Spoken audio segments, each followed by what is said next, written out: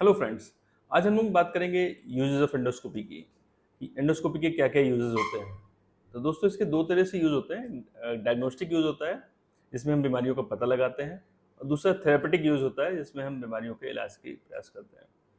तो दोस्तों diagnostic uses में बात करें तो इसमें हम पता लगाते हैं कि जो हमारा अपर जीआई ट्रैक्ट है, इजोफेगस, स्टमक, डियोडनम, जहाँ तक हम देख पाते हैं इससे अपर जीआई एंडोस्कोपी से सेकंड पार्ट ऑफ द डियोडनम तक, वहाँ पे कोई इन्फ्लेमेशन तो नहीं है, वहाँ पे डियोडनाइटिस तो नहीं है, इजोफेजाइटिस तो नहीं है, गैस्ट्राइटिस तो नहीं है, वहाँ पे कोई म्यूकोसा कहीं इन्फ्लेम्ड है, या उसमें कोई अल्सर तो नहीं है, गैस्ट्रिक अल्सर, डियोडनल अल्सर, जिसको हम लोग पेप्टिक अल्सर बोलते हैं।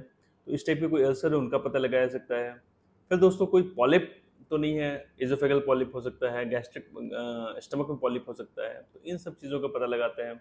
फिर कोई ट्यूमर की गांठ तो नहीं है, स्टमक के अंदर कोई ट्यूमर तो नहीं डेवलप हो रहा है, कोई गांठ तो नहीं डेवलप हो रही, तो इस टाइप से अगर कोई स्वेलिंग है या गांठ है तो उसका भी पता चल सकता है। फिर दोस्तों हम लोग पता लगाते हैं कि स्टमक का जो आगे का पार्ट होता है, जो खाना स्टमक से आगे की तरफ ले जाता है, इसको पाइलोरस बोलते हैं। उस पाइलोरस का मुंह कहीं छोटा तो नहीं है, इसको पाइलोरिक स्टेनोसिस बोलते हैं। तो उसको भी पता लगाते हैं। कई बार दोस्तों इस दिक्कत की वजह से खाना आगे की तरफ नहीं मूव कर पाता और पेशेंट को प्रॉब्लम होती है, तो पाइलोरिक स्टेनोसिस का पता लगाते हैं।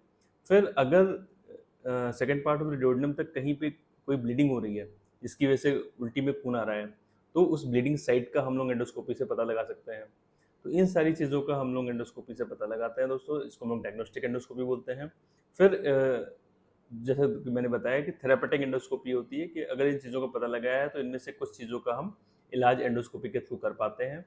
तो उसमें दोस्तों जैसे कोई फॉरेन बॉडी, किसी ने कोई सिक्का निकल लिया, कुछ और फॉरेन बॉडी निकल ली, तो अगर वो स्टमक तक है या सेकंड पार्ट ऑफ द डियोडेनम तक है तो उसको हम वहाँ से पकड़ के फॉसेप के through with the help of endoscope बाहर ला सकते हैं।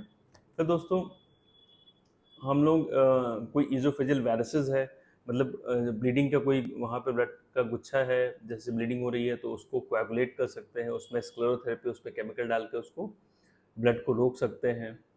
ये सारी चीज़ें कर सकते हैं। और फिर अगर पैंक्रियाटिक डक्ट में या सेकंड पार्ट ऑफ डोडम में जो एम्पल ऑफ फेटर होता है वहाँ पे कोई स्ट्रक्चर बना हुआ है तो उसको हम लोग स्ट्रक्चरोप्लास्टी कर सकते हैं, या सीवीडी में कोई स्टोन है तो उसको स्टोन को निकाल के बाहर कर सकते हैं। तो ये कुछ दोस्तों उसके थेरेपेटिक यूजेस हो गए। तो इस तरह से देखते हैं दोस्तों, हमारे अपर जी एंडोस्कोपी में हम उसका डायग्नोस्टिक और एज वेल एज थेरेपेटिक लाभ लेते हैं। Thank you.